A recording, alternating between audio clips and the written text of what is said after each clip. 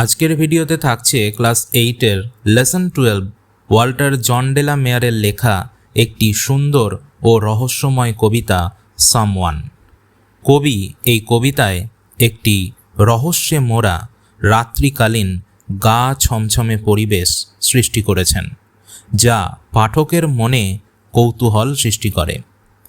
অন্ধকার কালো রাত্রি এবং জঙ্গলের মধ্যে একটি ছোট্ট কুঁড়েঘর, আর সেখানে কবি একাই রয়েছেন। হঠাৎ কেউ তার দরজায় কড়া নাড়ছে, ঠক ঠক ঠক। কবি শব্দ শুনে দরজা খুললেন। বাইরে বেরিয়ে বাম দিক ও ডান দিক দেখলেন, কিন্তু কাউকে দেখতে পেলেন না। এই 16 লাইনের ছোট কবিতা সামওয়ানে জঙ্গলের মধ্যে একটি রহস্যময় ও নির্জন রাতের অভিজ্ঞতা কবি ওয়াল্টার জন ডে লা মেয়ার তুলে ধরেছেন। কে তবে দরজায় এসে ঠকঠক করেছিল? একদিকে ভয় আর একদিকে কৌতূহল। নিস্তব্ধ রাত্রি মনে শিহরণ জাগায়। কে সেই নিস্তব্ধ গভীর রাতে কবির সাথে দেখা করতে এসেছিল? তবে চলো এই সামওয়ান কবিতার সমুদ্রে ডুব দিয়ে আমরা দেখি এই রহস্য উদ্ঘাটন করতে পারি কিনা। Now experience the silence, experience the thrill and experience the nature. কবি ওয়াল্টার জন ডে লা মেয়ারের লেখা একটি সুন্দর কবিতা হচ্ছে সামওয়ান। সামওয়ান, যার বাংলা অর্থ হচ্ছে কেউ। এখানে কবি ওয়াল্টার জন ডে লা মেয়ার সামওয়ান বলতে কার কথা বুঝিয়েছেন সেটি জানতে গেলে আমাদেরকে পুরো কবিতাটি ডিটেলসে অ্যানালাইজ করতে হবে। এই কবিতাটি শুরু করার প্রথমে আমাদেরকে কিছু কথা জেনে রাখতে হবে যে এই কবিতার মূল বৈশিষ্ট্য হচ্ছে রহস্য এবং ভয়। কবি ওয়াল্টার জন ডে লা মেয়ার তার কবিতার মধ্যে এমন একটি পরিবেশ সৃষ্টি করেছেন যেটি পাঠককে আকৃষ্ট করে, পাঠককে রহস্যের মধ্যে নিয়ে যায় এবং এই রহস্যকে উদ্ঘাটন করার জন্য তার মনকে বারবার প্রশ্ন করতে থাকে। তো চলো আমরা এই কবিতাটি পড়ি এবং পড়ে বোঝার চেষ্টা করি যে সামওয়ান বলতে এখানে কবি কার কথা বুঝিয়েছেন। এই কবিতা একটি সহজ কবিতা। This poem is very simple and short. এবং এই কবিতা অনেক সহজ, কারণ এই কবিতার মধ্যে কবি অনেক সহজ শব্দ ব্যবহার করেছেন। এই কবিতাটি বুঝতে তোমাদের কোনো অসুবিধেই হবে না। তো চলো আমরা কবিতাটি শুরু করি। কবিতাটি শুরু করার প্রথমে আমাদেরকে লেখক সম্পর্কে 2-4 কথা জেনে নিতে হবে। তোমাদের পাঠ্য বইতে দেওয়া রয়েছে, তোমরা ফলো করো। ওয়াল্টার জন ডে লা মেয়ার, 25 এপ্রিল 1873 to 22 জুন 1956। কবি ওয়াল্টার জন ডে লা মেয়ার তিনি জন্মগ্রহণ করেছিলেন 1873 সালের 25 এপ্রিল এবং মারা গিয়েছিলেন 1956 সালের 22 June. Was an English poet, তিনি ছিলেন একজন ইংরেজ কবি, মানে তিনি ইংল্যান্ডের কবি ছিলেন। শর্ট স্টোরি রাইটার, ছোট গল্পের লেখক। অ্যান্ড নোভেলিস্ট, এবং ঔপন্যাসিক, মানে তিনি উপন্যাস লিখতেন। He is probably best remembered, তিনি সম্ভবত সব থেকে বেশি স্মরণীয় হয়ে রয়েছেন। প্রবাবলি মানে হচ্ছে সম্ভবত, আর রিমেম্বার্ড মানে তোমরা জানো স্মরণীয় হয়ে থাকা। তো তিনি সম্ভবত সব থেকে বেশি স্মরণীয় হয়ে রয়েছেন ফর হিজ ওয়ার্কস, তার কাজের জন্য। ফর চিলড্রেন, শিশুদের জন্য, অর্থাৎ শিশুদের জন্য লেখালেখি করার জন্য তিনি বিশেষভাবে স্মরণীয় হয়ে রয়েছেন বা পরিচিত হয়ে রয়েছেন। অ্যান্ড ফর হিজ পোয়েম, এবং তার কবিতা দ্য লিসেনার্স, দ্য লিসেনার্সের জন্য। তার একটি ফেমাস পোয়েম হচ্ছে দ্য লিসেনার্স। এই কবিতার জন্য তিনি বিশেষভাবে পরিচিত। হিজ কেরিয়ার, তার কর্মজীবন। অ্যাজ আ রাইটার, একজন লেখক হিসেবে। একজন লেখক হিসেবে তার কর্মজীবন স্টার্টেড, শুরু হয়েছিল ফ্রম অ্যাবাউট 1895, প্রায় 1895 সাল থেকে। অর্থাৎ একজন লেখক হিসেবে তিনি লেখালেখি তার কর্মজীবন শুরু করেছিলেন প্রায় 1895 সালের দিক থেকে। অ্যান্ড হি কন্টিনিউড, এবং তিনি চালিয়ে গিয়েছিলেন টু পাবলিশ, প্রকাশনার কাজ, to the end of his life, তার জীবনের শেষ পর্যন্ত। অর্থাৎ তিনি যতদিন বেঁচে ছিলেন ততদিন পর্যন্ত তিনি তার লেখালেখির কাজ, তার বই, কবিতা, এ সমস্ত কাজ পাবলিশ করার যে কাজগুলো তিনি চালিয়ে গিয়েছিলেন। ইন হিজ পোয়েমস, তার কবিতার মধ্যে ডে লা মেয়ার হ্যাজ ডেসক্রাইবড বর্ণনা করেছেন the English sea and coast, ইংল্যান্ডের সমুদ্র এবং উপকূল, the secret and hidden world of nature, গোপন এবং লুক্কায়িত দুনিয়া বা বিশ্ব অফ নেচার, প্রকৃতির। অর্থাৎ ওয়াল্টার জন ডেলা মেয়ারের কবিতার মূল বৈশিষ্ট্য হচ্ছে যে প্রকৃতির মধ্যে থাকা যে হিডেন ওয়ার্ল্ড মানে লুক্কায়িত দুনিয়া, অর্থাৎ প্রকৃতির মধ্যে অনেক জিনিস রয়েছে যা আমরা জানি না, যা আমরা দেখিনি, অনেক লুক্কায়িত জিনিস রয়েছে। তো সেই সমস্ত সিক্রেট জিনিস, সেই সমস্ত হিডেন জিনিসগুলোকে নিয়েই তিনি কবিতা লিখেছেন। তো এগুলো হচ্ছে ওয়াল্টার জন ডেলা মেয়ারের কবিতার বিশেষ বৈশিষ্ট্য। এইবার আমরা মূল কবিতাটি লাইন বাই লাইন পড়ব। তো চলো শুরু করা যাক। দেখো প্রথম লাইন, সামওয়ান কেম নকিং। সামওয়ান মানে কেউ, কেম মানে এসেছিল, আর নকিং মানে হচ্ছে ঠক ঠক শব্দ করা। দরজায় ঠক ঠক শব্দ করাকে বলা হয় নকিং, করাঘাত করা যেটাকে বলা হয়। তো কবি প্রথম লাইনে বলছেন যে সামওয়ান কেউ, কেম এসেছিল, নকিং ঠক ঠক শব্দ করেছিল। এখানে কবি প্রথম লাইন শুরু করছেন, বলছেন যে কেউ তার দরজায় এসে ঠক ঠক শব্দ করেছিল। এখন এই সামওয়ানটা কে, আমাদেরকে কবিতাটা পুরো পড়তে পড়তে আমরা বুঝতে পারবো যে সামওয়ানটা আসলে কে, কে কবির দরজায় ঠকঠক শব্দ করেছিল। প্রথমে আমরা বলে রাখি যে কবি তিনি একটি জঙ্গলের মধ্যে একটি ছোট্ট কুঁড়ে ঘরে রয়েছেন, আর সময়টা হচ্ছে রাত্রিবেলা। রাত্রি হচ্ছে একদম নির্ঝুম, স্টিল, একদম চুপচাপ শান্ত রাত্রিবেলা। আর এই শান্ত রাত্রিবেলায় যদি কেউ দরজায় এসে ঠকঠক শব্দ করে, তো এটা তো একটা রহস্য সৃষ্টি করবে যে এই অন্ধকার জঙ্গলের মধ্যে রাত্রিবেলায় কে দরজায় ঠকঠক শব্দ করলো। তো তাহলে আমরা যে প্রথম লাইনটা পড়লাম, সামওয়ান কেম নকিং, কবি বলছেন যে কেউ এসেছিল আর দরজায় ঠকঠক শব্দ করেছিল, নক করেছিল। অ্যাট মাই উই স্মল ডোর, আমার খুব ছোট ছোট দরজায়। উই মানে হচ্ছে খুব ছোট, আর স্মল মানে ছোট, আর ডোর মানে দরজা। বলছে কবি যে আমার খুব ছোট ছোট দরজায় কেউ এসেছিল আর ঠক ঠক শব্দ করেছিল। এখানে দরজাটি এতটাই ছোট সেটি বোঝানোর জন্য কবি প্রথমে উই তারপরে আবার স্মল এ দুটো কথা ব্যবহার করেছেন। অর্থাৎ কবি জঙ্গলের মধ্যে একটি কুঁড়ে ঘরের মধ্যে রয়েছেন এবং সেই কুঁড়ে ঘরে যে দরজা সেটা খুবই ছোট, সেই ছোট্ট দরজায় কেউ ঠক ঠক শব্দ করেছিল। কখন? রাত্রিবেলায়।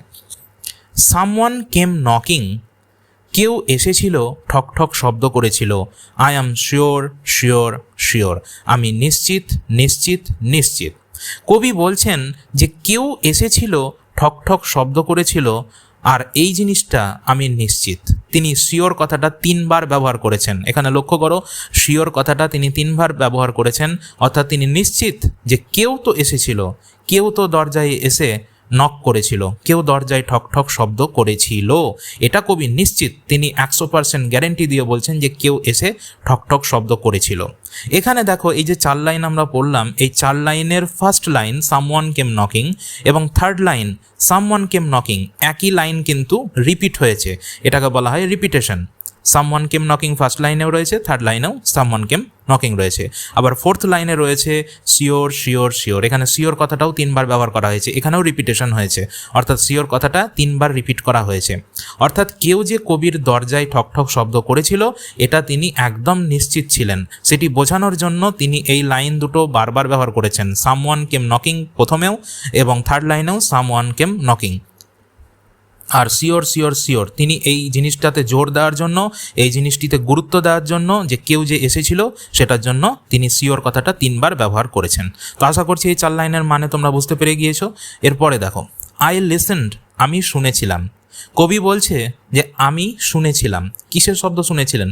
নকিংয়ের শব্দ, দরজায় ঠক ঠক আওয়াজ তিনি শুনেছিলেন। আই ওপেন্ড, আমি খুলেছিলাম। কবি বলছেন যে আমি খুলেছিলাম। আমি কি খুলেছিলাম? আমি দরজাটা খুলেছিলাম। কেউ এখন দরজায় ঠকঠক শব্দ করেছে, সেই ঠকঠক শব্দ শুনে তিনি দরজাটা খুলেছিলেন। খুলে তিনি কি দেখতে পেলেন? আই লুকড, আমি দেখেছিলাম। টু লেফট, বাম দিকে, অ্যান্ড রাইট, এবং ডান দিকে। বলছে কবি যে আমি দরজা খুলে বাইরে বেরিয়ে দেখলাম, প্রথমে বাম দিক দেখলাম, তারপরে ডান দিক দেখলাম। কিছু কি দেখতে পেলেন তিনি?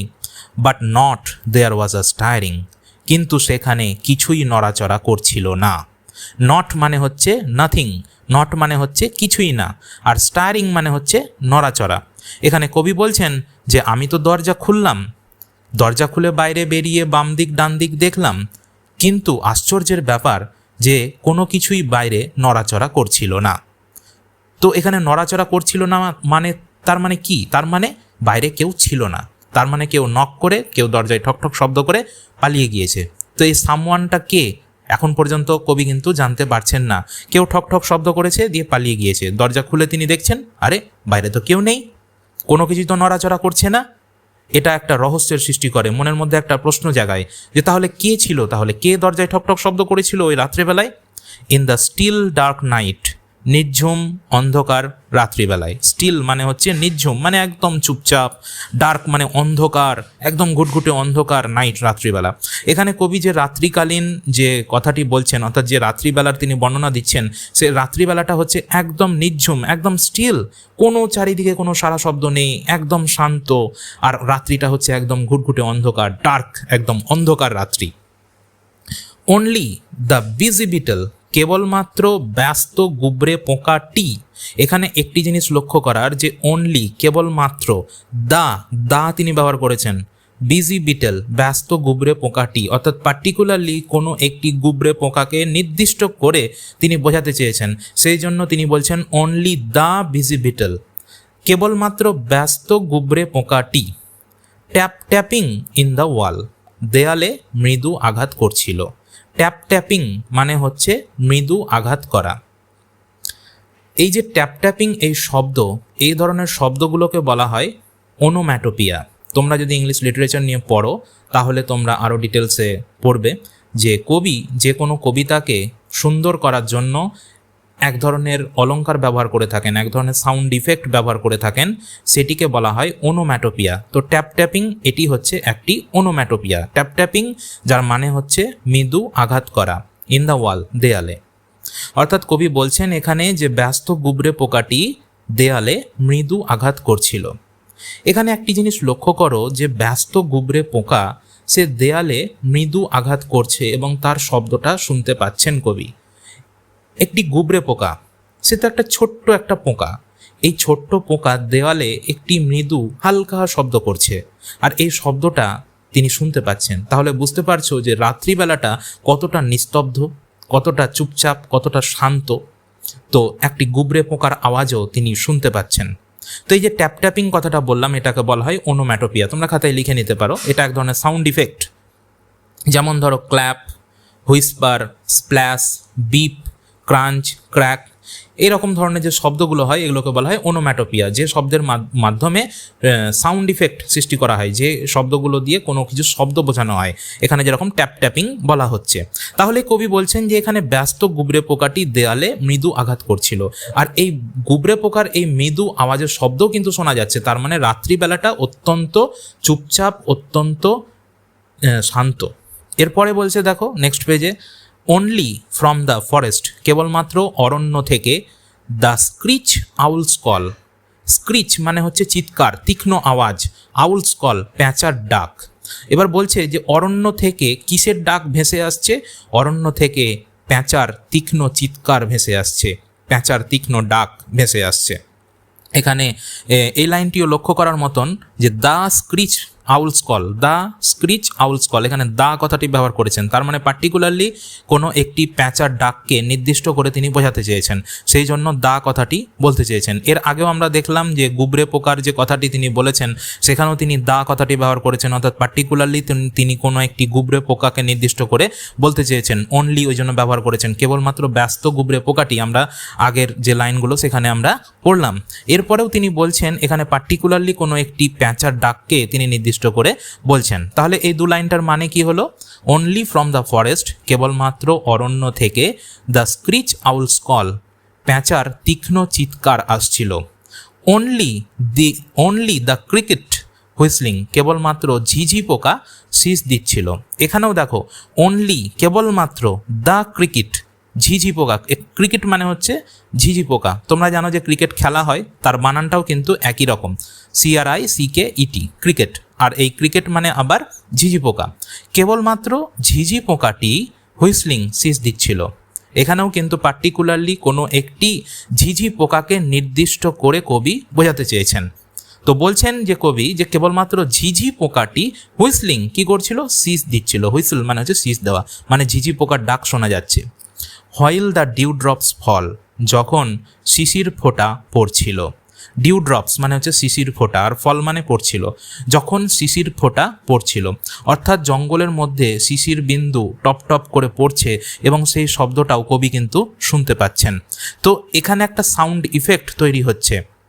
আর এই নিঝুম, এই রাত্রিবেলায় এই নিঝুম অরণ্যে তিনি এই শব্দগুলো শুনতে পাচ্ছেন, যে শব্দগুলো শোনার জন্য কবির মধ্যে একটি যে আবেগ একটি কাজ করছে, একটা ফিলিংস কাজ করছে, সেটি তোমরা বুঝতেই পারছো। এই শব্দগুলো তিনি শুনতে পাচ্ছেন, তিনি কতটা প্রকৃতির প্রতি মানে আবেগপ্রবণ হয়ে পড়েছেন।